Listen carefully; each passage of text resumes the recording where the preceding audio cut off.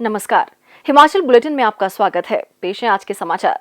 मुख्यमंत्री श्री जयराम ठाकुर, प्रदेश मंत्रिमंडल के सदस्यों, वरिष्ठ अधिकारियों और विभिन्न क्षेत्रों के विशिष्ट लोगों ने आज राजभवन में राज्यपाल श्री बंडारू दत्तात्रेय को भावनात्मक विदाई दी। इसके उपरांत पत्रकारों से अनौपचारिक बातचीत करते हुए मुख्यमंत्री ने कहा, श्री बंडारू दत्तात्रेय जी का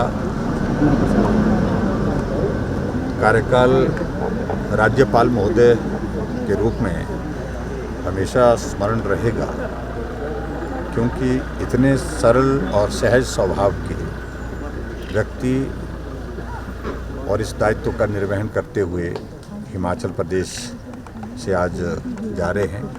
उनको अपनी ओर से शुभकामनाएं देता हूं आगे के कार्यकाल के लिए। और हिमाचल प्रदेश में विशेष तौर से उन्होंने जो मंत्रिमंडल में रहते हुए केंद्र में काम किए, सांसद बनकर के लोगों के बीच में काम किए, उन बातों का जिक्र हमेशा हमारे साथ साझा करते थे।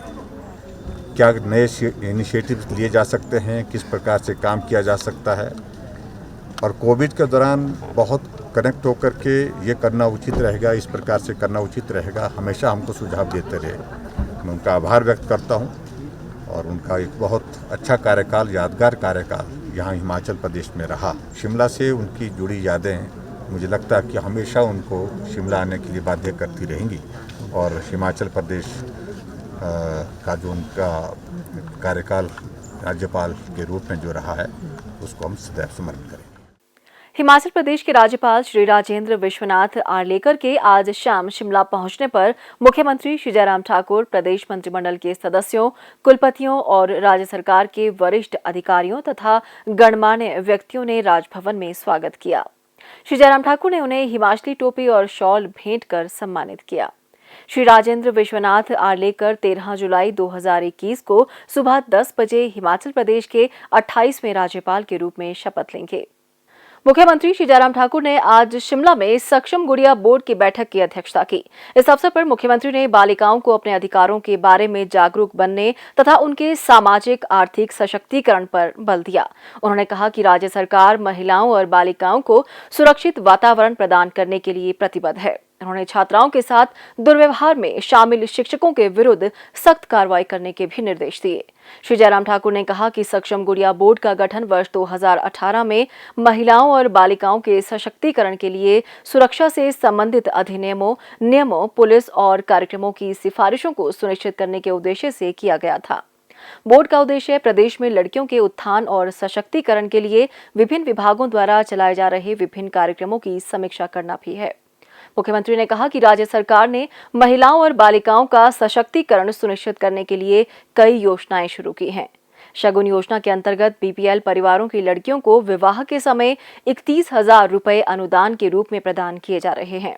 सरकार ने 65 से 69 आयु वर्ग की पात्र महिलाओं को सामाजिक सुरक्षा प्रदान करने के लिए स्वर्ण जयंती नारी संबल योजना भी शुरू की है। इस आयु वर्ग की 60,000 से अधिक महिलाओं को प्रति माह 1,000 रुपए प्रदान किए जा रहे हैं। श्री जयराम ठाकुर ने कहा कि राज्य सरकार का मुख्य उद्देश्य बालिकाओं को सुरक्षित और बेहतर वातावरण प्रदान करना है, ताकि वे अपनी इच्छानुसार किसी भी क्षेत्र में उत्कृष्ट प्रदर्शन कर सकें। उन्होंने कहा कि बोर्ड को महिलाओं और लड़कियों की सुरक्षा सुनिश्चित करने के लिए उठाए जाने वाले कदमों के संबंध में अपने सुझाव देने के लिए आगे आना चाहिए। मुख्यमंत्री ने कहा, एक चीज का हमने उसमें घोषणा की थी सरकार बनने के तुरंत पश्चात कि एक हेल्पलाइन हम डेडिकेट करेंगे, जिसको हम गुड़िया हेल्पलाइन बोलेंगे। बेटी के साथ, किसी भी बिटिया के साथ इस प्रकार की घटना होती है तो उस हेल्पलाइन पर वो फोन करके अपनी शिकायत दर्ज कर सके, और उसके बाद आगे बढ़कर के हम उसमें इन्वेस्टिगेशन के उस प्रोसेस को जो है आगे बढ़ा सके।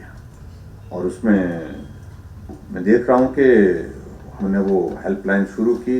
हेल्पलाइन शुरू करने के साथ साथ में नंबर भी हम देख रहे हैं कि एक साइजेबल नंबर जो है उसमें गुड़िया हेल्पलाइन के माध्यम से शिकायत के रूप में दर्ज हुआ। लगभग 6051 टोटल उसमें जो है वो कंप्लेंट जो रिसीव हुई है। और हिमाचल जैसे छोटे से प्रदेश के लिए मैं समझता हूँ कि ये कोई बड़ा नंबर है, ये छोटा नंबर नहीं है ये। लेकिन हम जुड़ करके इस बोर्ड को कैसे स्ट्रेंथन कर सकते हैं, इसके रोल को कैसे हम पूरा डिफाइन कर सकते हैं, वर्किंग की हमारी क्लैरिटी रहे, कंफ्यूजन ना रहे कि ये काम हमने करना है या नहीं करना है, ये हमारे डोमेन में आता है या नहीं आता, इन सारी चीज़ों को लेकर के हमारी क्लैरिटी रहे। लेकिन उसके बाद इस बोर्ड के माध्यम से जो वो 1 साल के अंदर अंदर मुझे लगता है कि इस तरह से भी हमको प्रयत्न करना चाहिए, जो रिकमेंडेशन जो आप लोग बोर्ड के स्तर पर चर्चा करके जो है, जो इंटरेक्शन और फीडबैक के माध्यम से जो आपके पास आती है जानकारी, उसके माध्यम से गवर्नमेंट को जो रिकमेंडेशन आया ताकि हम और बेहतर जो है बेटियों का भविष्य, गुड़ियों का भविष्य जो है उसका कर सकें, सुनिश्चित कर सकें।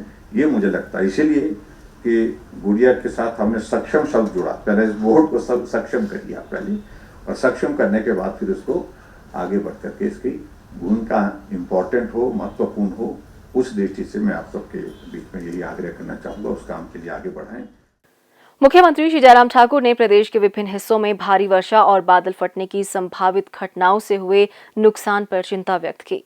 उन्होंने सभी जिलों के प्रशासन को प्रभावित क्षेत्रों में अविलंब राहत और बचाव कार्य सुनिश्चित करने के निर्देश दिए हैं। मुख्यमंत्री ने कहा, सभी डिप्टी कमिश्नर्स को इस बारे में हम पहले ही बता चुके हैं कि मौसम बरसात का है और बरसात के मौसम में इस प्रकार की कठिनाइयाँ हिमाचल प्रदेश में हम हमेशा ही महसूस करते हैं। और कई जगह बादल फटता है, कई जगह सड़कें टूट जाती हैं, और आज और पिछले कल जो है बारिश हुई है, इसके कारण कांगड़ा जिला के धर्मशाला में, शाहपुर में नुकसान हुआ है। जो जानकारी मिली है उसका आकलन करना अभी बाकी है, लेकिन अभी तक जो सूचना है कि किसी की जान का नुकसान नहीं है।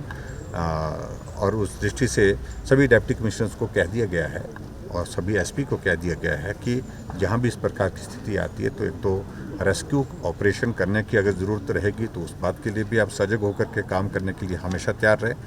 और ख़ास तौर से ये सीज़न अभी टूरिज़्म की दृष्टि से भी हमारे लिए अहम है। बड़ी संख्या में हिमाचल प्रदेश में टूरिस्ट पूरे देश भर से यहाँ आए हैं, और टूरिस्ट ऐसी जगह ना जाएं जहाँ इस प्रकार की घटनाएं घटित होती हैं बरसात के मौसम में। इसके लिए भी हमने डिप्टी कमिश्नर्स और एसपी को कहा है कि थोड़ा रेगुलेट करें सारी चीज़ों को। मुख्यमंत्री श्री जयराम ठाकुर को आज शिमला में प्रॉक्टर एंड गैम्बल बद्दी के वरिष्ठ प्रबंधक श्री जेपी भदोला ने कंपनी की ओर से 25 ऑक्सीजन कंसंट्रेटर्स, 21,500 फेस मास्क और 204 हैंड सैनिटाइजर भेंट किए। कैडबरी मॉन्डेज इंडिया बद्दी के प्लांट हेड श्री अतुल कुलकर्णी और मानव संसाधन प्रमुख श्री मधु राठौर ने भी कंपनी की ओर से मुख्यमंत्री को 90 ऑक्सीजन कंसंट्रेटर्स भेंट किए। मुख्यमंत्री ने इस परोपकारी कार्य के लिए आभार व्यक्त किया। स्वास्थ्य एवं परिवार कल्याण विभाग द्वारा दोपहर 2 बजे जारी बुलेटिन के अनुसार प्रदेश में कोरोना संक्रमण की जांच के लिए आज 863 लोगों के सैंपल लिए गए, जिनमें से 27 लोगों की रिपोर्ट नेगेटिव पाई गई है, जबकि 834 लोगों की रिपोर्ट आना बाकी है।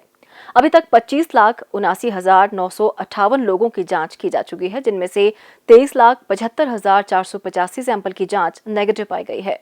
प्रदेश में कुल 2,03,628 लोगों में कोरोना वायरस के संक्रमण की पुष्टि हुई है, जिनमें से 1,99,007 लोग इस बीमारी से ठीक हो चुके हैं और 1,129 व्यक्ति उपचाराधीन हैं।